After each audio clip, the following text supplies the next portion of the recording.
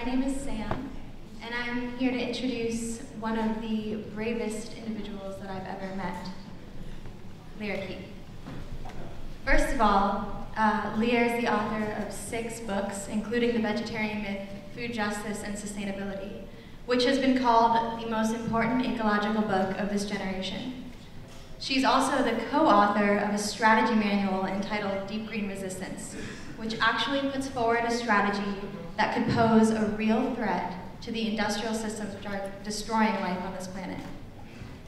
Lierre's been arrested 6 times for acts of political resistance, and she continues to be one of the only public figures who is naming industrial civilization as the root problem of the environmental issues that we face, and actually advocating for decisive action against it. So, in other words, Lierre has made it her life work to advocate for strategy that actually works. And for those of us who aim to win, we know how important a working strategy actually is. And in doing this work, Lierre has inspired thousands, including me, to take on this struggle alongside of her. And I'm sure that many of the people in this room feel the same way.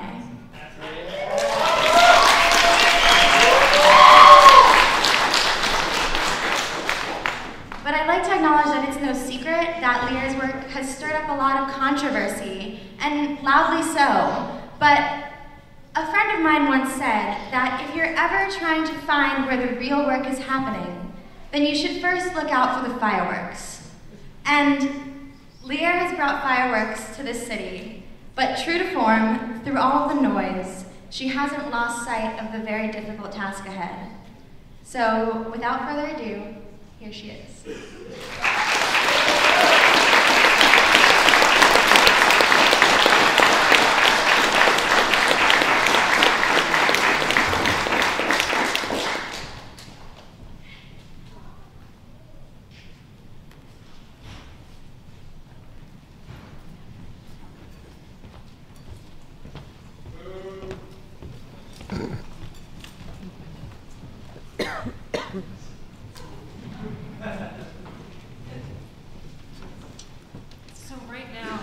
Scientists are debating whether a quarter, a third, or fully half of all mammals will be extinct by the year 2050. Some of them are debating whether the planet will support life at all by the end of this century. What's not up for debate, not ever, is a culture that devours with an entitlement so profound it is turning the planet to dust. That dust is not hyperbole. The dust storms in China, the inevitable endpoint of agriculture. The dust storms are so bad, they're triggering asthma in children in Colorado. So here's the dust, it's leaving China, and here it is landing in Aspen. I know it's unbearable. Reality is an avalanche of grief right now.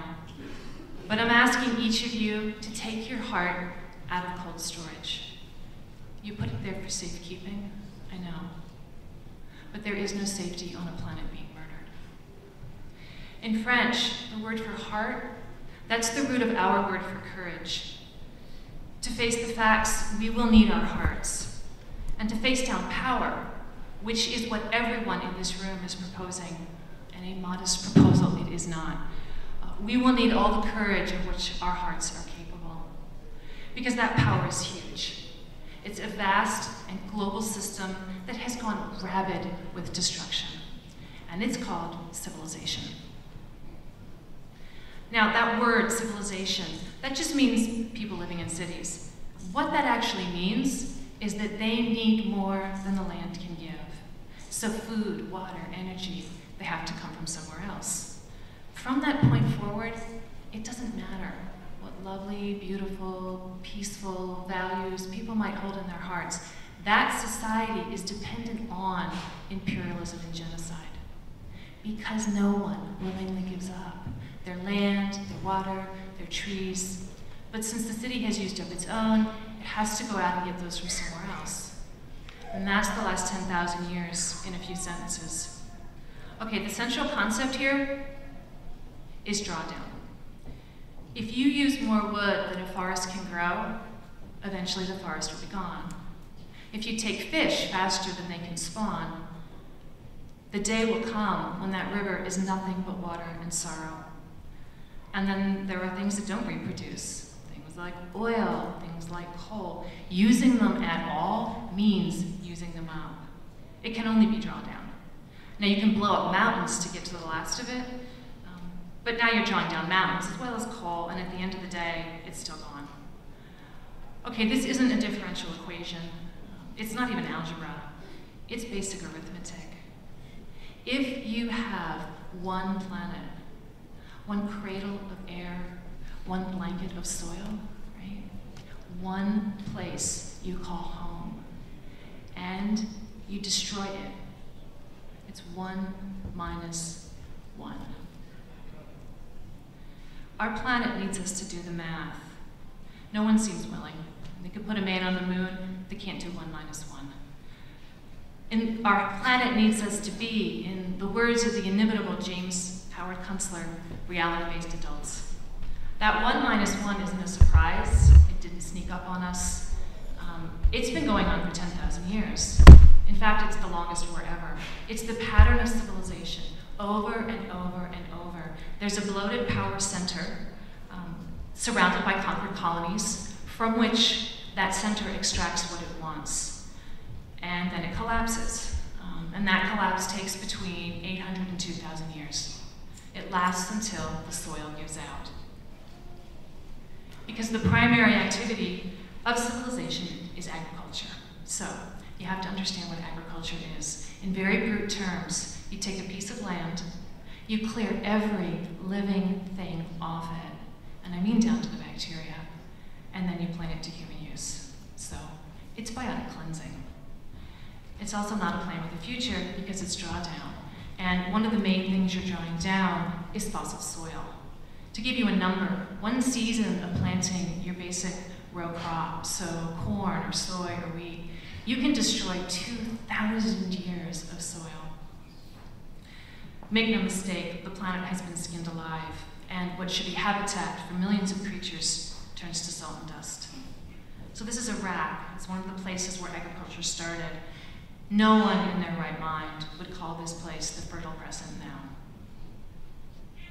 This is Iran, so 94% of the ag land is degraded. In the background, that's not a mountain range, that's soil that's been turned to dust. Pakistan, 1/3. 150 years ago, this was a teak forest. And here's poor China again. This is inevitable, okay? This isn't agriculture on a bad day. This isn't agriculture done poorly. It's what agriculture is. You pull down the forest, you rip up the prairie, you drain the wetland, you exsanguinate the world of water and soil and species, the process of life itself. Now, a lot of people get very confused here. It's not our fault. This is a profound cultural ignorance about the material base of our culture, okay, about what agriculture is. So I want to walk you through this because I want you to hate me. Okay, that was a joke. My only joke. Yeah. I actually don't care whether you hate me, that's not the point. The point is, I want the people who care the most about this planet to actually understand the depth of the problem. Because we will never come up with solutions if we don't understand the scale of this. That's what I want. Okay, so I'm going to bring this home. Think about what's outside your kitchen window. Now, most likely you have a couple of trees or you have a little patch of lawn. You have either a mini forest or a micro prairie. Now, let's say you want to grow some corn or some lettuce. You can't just throw those seeds around and hope for the best. Corn and lettuce are never going to outcompete trees and grass. Okay? That's never. You already know what you have to do. If you want corn or lettuce, you have to chop down the tree, you got to dig up the lawn, right? You pull down the forest, you plow up the prairie. You have to destroy that biotic community. When I was 20, I had a biology professor who told me the truth in one sentence. The moment you put a pile to soil, you destroy that soil. In that sentence, I watched it all collapse. All these people need to be fed, The only way to feed them is to do agriculture, to take more and more land. But agriculture is the destruction of that land. So every day, we are digging a deeper grave. I saw it, but I couldn't follow it to the end. It was too horrible. So I ran. I ran from that knowledge. But it followed me. Like any good truth, it wouldn't let me go. That was the angel I wrestled for 20 years. And there was only the grimmest of blessings to be won. This is not a liberatory truth. It is not a celebratory truth. It's like a wound that can corrode the soul. You all know what I'm talking about. There were whales once in the Mediterranean. There were elephants in China. There were so many bison on the Great Plains, you could sit on a rock for 4 days watching the herd thunder by. There were so many water birds in the Central Valley in California, they blocked out the sun. This is who has been taken from you here in this place. The Cascade Mountains wolf, the Tacoma pocket gopher, the Oregon bison, the trees that were 20 feet in diameter, the shy spring flowers, whose names we will never know, and all of them should ache like a phantom limb. And then there are the rivers, full of ghosts. 10 million fish have been reduced to 10,000. This may be the saddest 2 sentences ever. No agency or entity officially declared Snake River Coho extinct, although many acknowledged it after the fact. The fish simply were gone, and very few people noticed. Once, you could hear them coming for hours. There are people alive who still remember this. You could hear the fish for hours before they arrived, and I have never once heard the sound that water makes when 40 million years of persistence finds its way home. Let me tell you who else may be taken forever. The Humboldt martin and the Pacific fisher, the Coast Range fawn lily and the Columbian white-tailed deer, the Willamette daisy and the western snowy plover, the Oregon silver spot butterfly. There are lists of the damned. You will need your hearts to face this. I know what I'm asking, but better a broken heart than no heart at all. Because even a broken heart is still made of love. And here we are at the end of the world. You pull down the forest, you rip up the prairie. 1 minus 1. 98% of the old growth forests are gone, and 99% of the world's prairies. There's nothing left to take. Jared Diamond, who won a Pulitzer Prize, he said that agriculture is the biggest mistake the human race has ever made. Toby Hemingway said that sustainable agriculture is an oxymoron, and Richard Manning uses the exact same phrase. I'll let him take it from here. No biologist, or anyone else for that matter, could design a system of regulations that would make agriculture sustainable. Sustainable agriculture is an oxymoron. It mostly relies on an unnatural system of annual grasses grown in a monoculture, a system that nature does not sustain or even recognize as a system.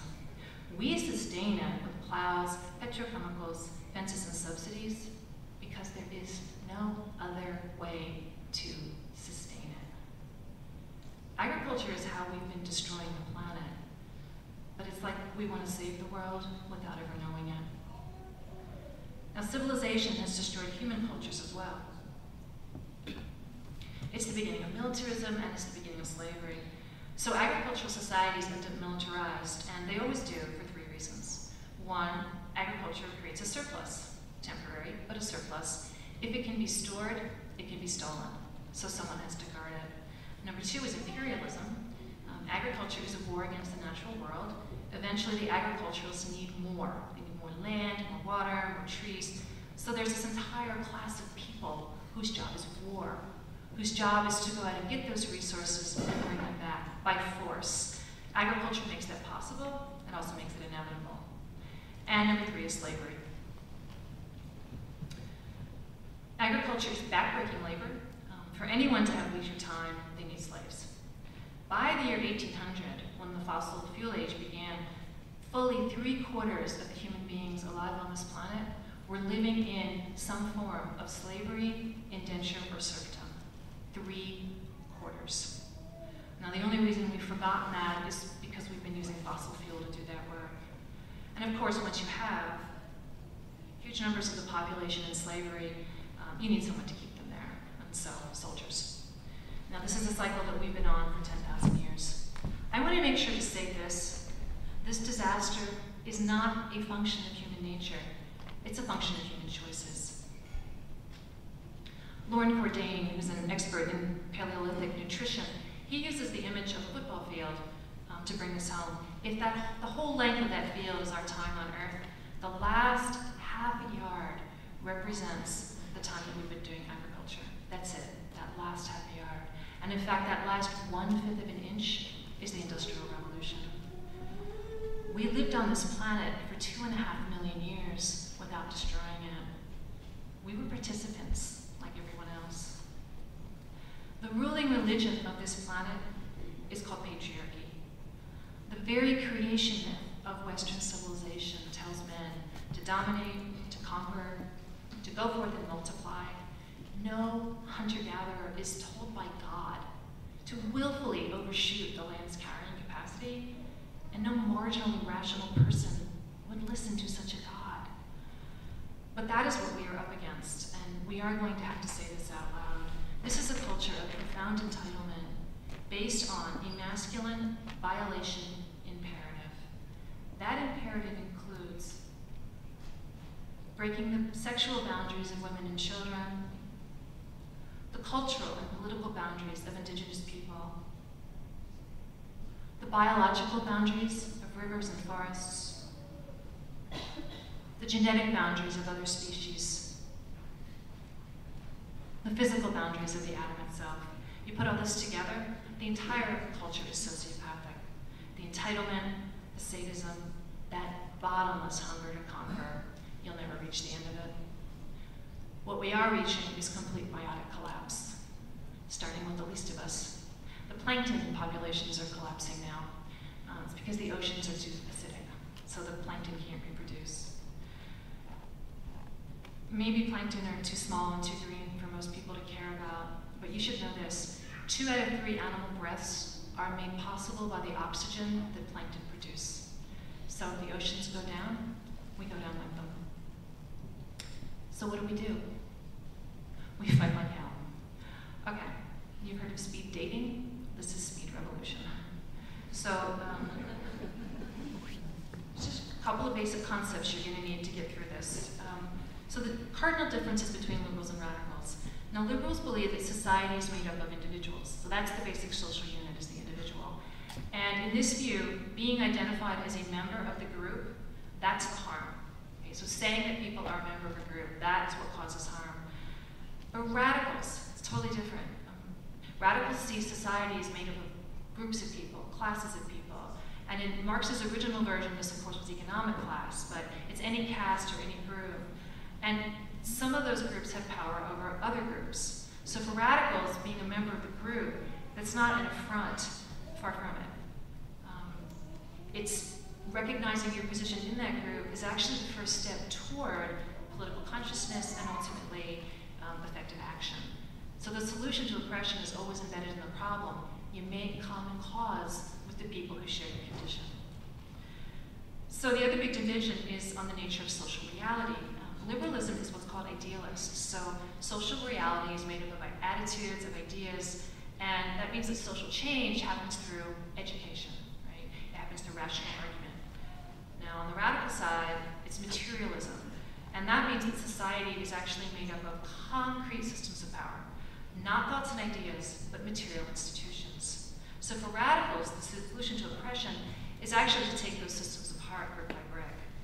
So the liberals say, well, we have to educate, educate, educate. And the radicals will say, actually, we have to stop them. So if you remove power from the equation, which is what liberalism does, oppression looks voluntary, which erases the fact that it's social subordination. People withstand oppression using 3 psychological voluntary, but it's not. Subordination produces consent. That's what it does. So do not ever confuse consent with liberation. And this is about the most poignant, talk about this is from Harriet Tubman, where she said, "I could have freed hundreds more if they had but known they were slaves." So that's the consent right there. So this is the realization to which radicalism will bring you. Social change requires force. Why? Because it's not a mistake out of which the powerful can be educated. Now don't misunderstand me. This is not about violence versus nonviolence. That comes much later. It's only to recognize that power is not a mistake. It's not a misunderstanding. It's not a disagreement. So justice is not won by rational argument, by individual transformation, or by spiritual epiphany. It's won by taking power away from the powerful and dismantling the institutions that created it. Okay, so there's 3 broad categories of response to oppressive conditions. You have legal remedies, direct action, and withdrawal. Now, these categories can overlap in ways that are crucial to resistance movements. They can also be diversions that dead end. None of them are definitively liberal or radical. And if you walk away with nothing else from this talk, this is the point I want you to remember. All of these categories have key strategic strengths if we understand them strategically. So, legal.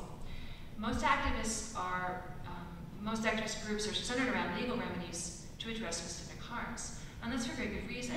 As Catherine McKinnon points out, law organizes power. The trick is we need to do this as radicals, which means asking these questions. Does the initiative redefine power? Not just who's at the top of the pyramid. Does it take away the rights of the oppressors, reestablish the rights of the dispossessed? Does it let people control the material conditions of their lives?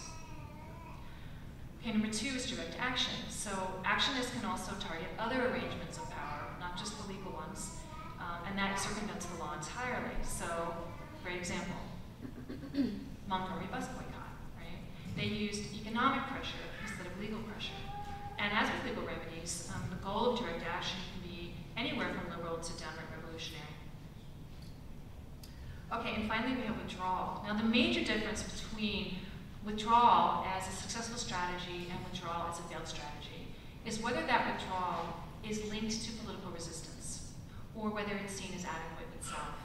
And that difference hinges precisely on that distinction between liberal and radical.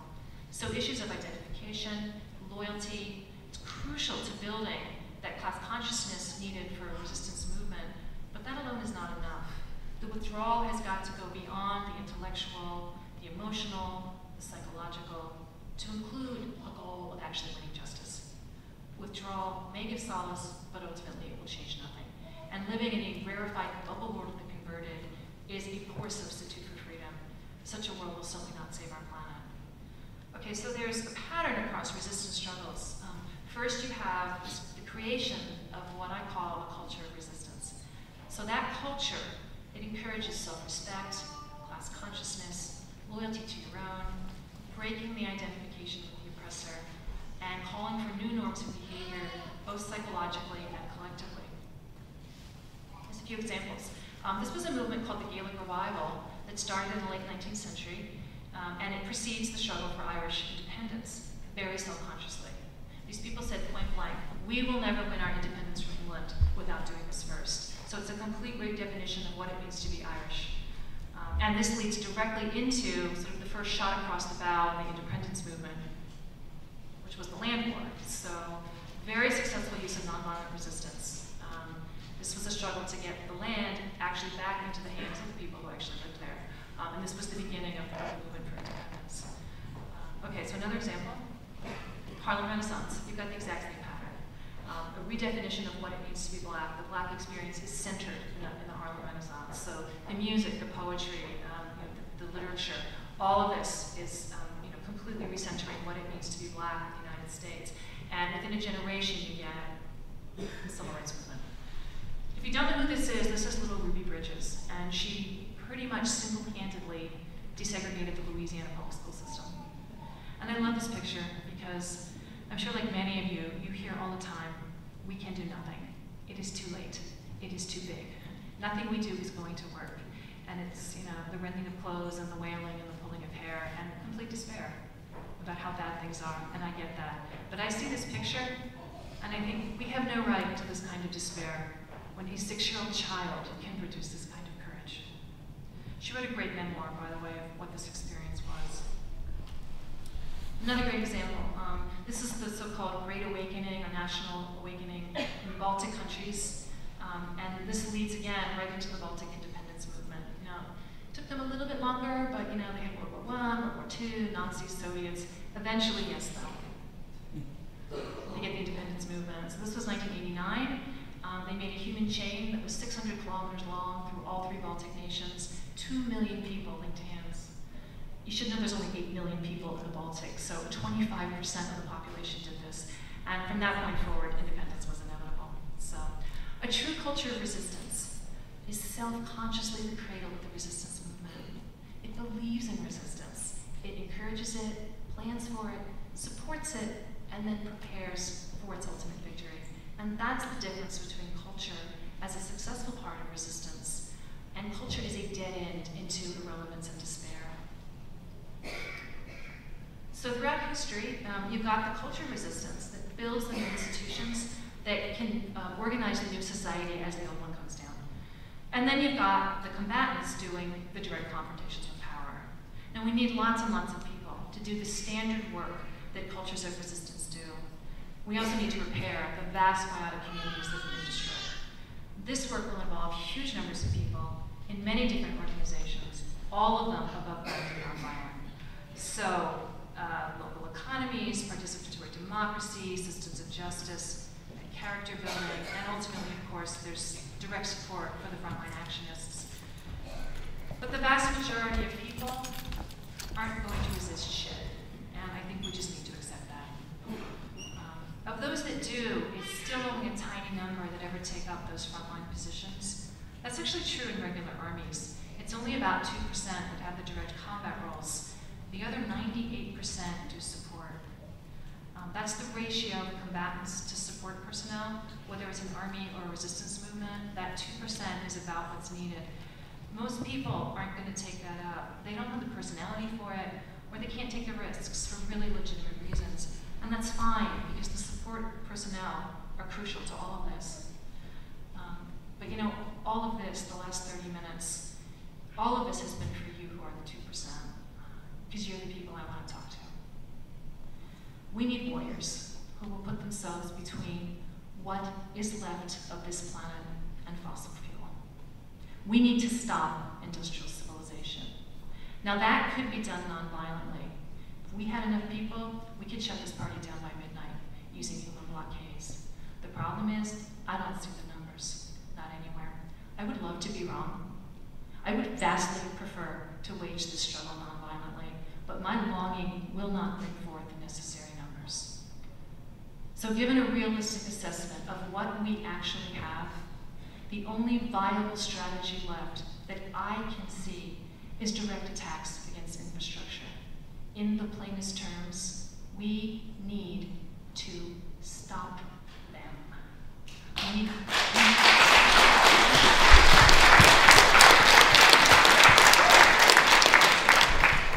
We need an underground organization with the training, the discipline, the command structure, and the strategic smarts to coordinate decisive action on a continental scale, and we needed it yesterday.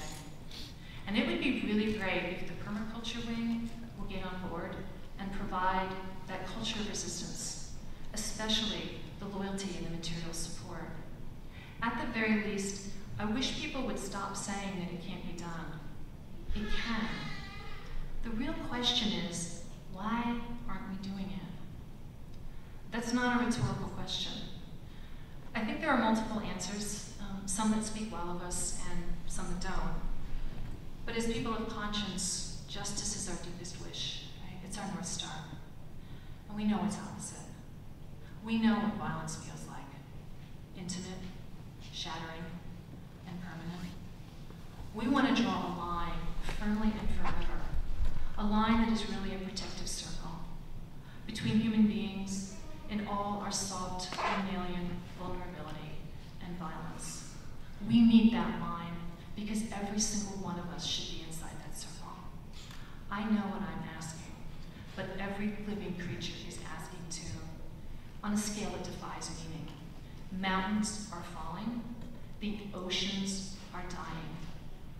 The climate itself is bleeding out, and it's your children who will see if it's beyond repair. So here's the question, from what is left of this planet to us, do we have thousands of people ready to shut down the industrial economy? Because that is what has to be done. And that's what it would take, body after body, day after day, standing between the plankton, the plovers, the mountains themselves, and the rancid sadism of power. It could be done. This is the French labor strike of 2010. Thousands of people turned out to protest austerity measures. Now, they had a different goal, but that's not my point. The point is they almost brought the economy to a halt. They blockaded fuel depots, they closed 30 oil refineries, and also the major oil terminal. The French strikers did what every military and every insurgency does. They interrupted Keynotes of infrastructure. They were well on their way to shutting down the entire economy, and they did it using nonviolence. So it could be done. We could stop the industrial economy. We could stop the murder of everything if we had enough people, but we don't. I don't arrive at this moment with any joy, but this is where history has brought me and abandoned me. No one has ever had to make decisions before about the murder of everything, about the end of life itself. I can't turn away from my moral agency to ease my moral agony. And meanwhile, we're out of time. At the very least, could we consider some strategies that might match the scale of the problem? Okay, these are written with your tax dollars, so you might as well read them. Just saying. Direct attacks on infrastructure are highly effective. The reason you can learn about asymmetric warfare at places like West Point and in the US Army and training camps all over the world is because it works. The principles have been honed for decades. So, coordinated multiple attacks. What you're ultimately after is called cascading systems failure. And that's how you get there. Coordinated multiple attacks against nodes of infrastructure. That's exactly what the French labor strike did. They did it non-violently because they had lots of people, but it's the same principle. And the whole endeavor depends on one thing: target selection. Okay, so 4 things to consider. How important is the target? How tough is the target? Can you get to the target? And what would it cost the enemy to replace that target? So now some things began to make sense. I essentially wasted my youth because I didn't know this. One of the reasons that many resistance movements have no decisive success is that the targets have low criticality, high recuperability. That's very typical for resistance groups that lack training, which is most of us. Targets are chosen for their accessibility, right? You can get to them. But those targets aren't in any way critical, and they're easily repaired. That would be your basic McDonald's Windows strategy. I say this as someone who has smashed a share of Windows. I destroyed thousands of dollars of property, and we were brave and committed and righteous. We were glorious with rage. It was pointless. Why? Low criticality, high recuperability. Breaking that window doesn't stop those bad people from doing the bad things, not for a second. We have got to stop thinking like vandals and start thinking like field officers. And yes, I understand the implications of what I'm suggesting. I can insist that the distinction between property and people is obvious and absolute, but I know what can go wrong. Even with every ethical bulwark in place against harm to sentient beings, I know what can go wrong. It's too easy for ideology to type into fanaticism and unmoor our basic moral precepts. And extremism has its own addictive thrills. History is a pile of bodies attesting to that, I know. But I weigh that knowledge against the Cascade Mountains wolf, and the coho salmon, and the longest night of extinction. I weigh that knowledge against the certainty that our one and only home, lush with life and the promise of more, will soon be a bare rock if we do nothing. And I know everyone in this room is working as hard as you can, but carbon reached 400 parts per million this year. How much time do we have left? 5 generations of salmon? 3 generations of plovers? 1 generation of humans. I think it's possible to draw a line that's absolute between people and property, between sentience and objects, and never forget. But maybe I have to believe that because I see an emergency the size of land and sea and sky and no other options. So I have 2 small offerings to my own moral grief. The main British suffrage organization, the WSPU, did you know that they took up arson? Tired of being tortured in prison, they escalated from civil disobedience. They burned down train stations, they blew up golf courses, and they set fire to historic buildings with no loss of life. They hurt no one, and they won the vote. It was called sheer madness, and it split the movement, but not a single human was hurt. In our own lifetimes, we have the Earth Liberation Front. They have waged a 30-year campaign of property destruction, some of it quite serious, and have never once lost their way across that line to harm a single human. So how could it be done? Well, this is MEND, the Movement for the Emancipation of the Niger Delta. Now, I want to be clear, I do not support everything these people have done. I'm not valorizing this group, but target selection toward cascading systems failure, oh yes, this they have done well. The Niger Delta is the world's largest wetland, only it could more reasonably be called a sludge land now. The indigenous people are knee-deep in oil industry waste. The fish are devastated, and the people are sick and starving.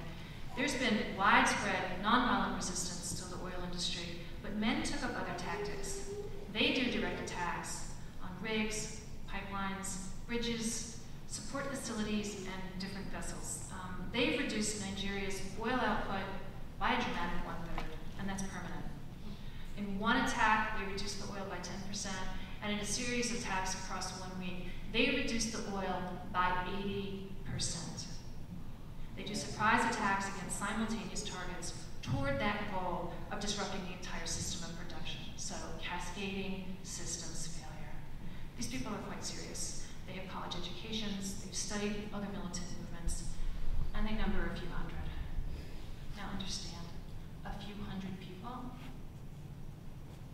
well-trained and organized, have reduced the oil output of Nigeria by 1/3. There's at least that many people in this room, so it could be done. Hold on to that thought for as long as you can bear it. It could be done. History may have abandoned us here, but I am not abandoning my people. There are tree frogs outside my house, despite the global amphibian die-off, and every time it rains, they sing.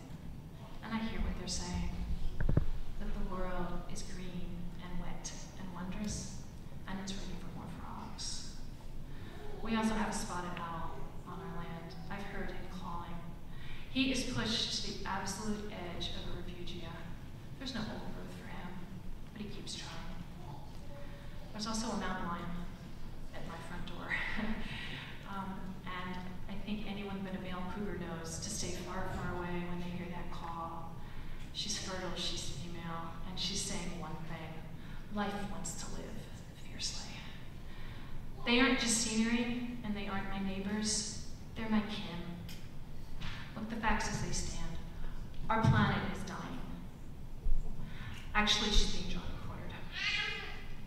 We're on the verge of complete biotic collapse. Did you know there are parts of China in which there are no longer any flowering plants? No flowering plants. That is 500 million years of evolution. It's gone. Complete biotic collapse. We need to start thinking like a serious resistance movement, because this is a war. I know it feels like daily life. It's been going on for 10,000 years, the lights are on, the cupboards are full, but it's war. And if anyone is left alive 100 years from now to look back, they are going to wonder, what the fuck was wrong with us? We didn't fight like hell when our planet was going down. Now you love something or you wouldn't be here today. Whatever you love, it is under assault. But love is a verb. We have got to let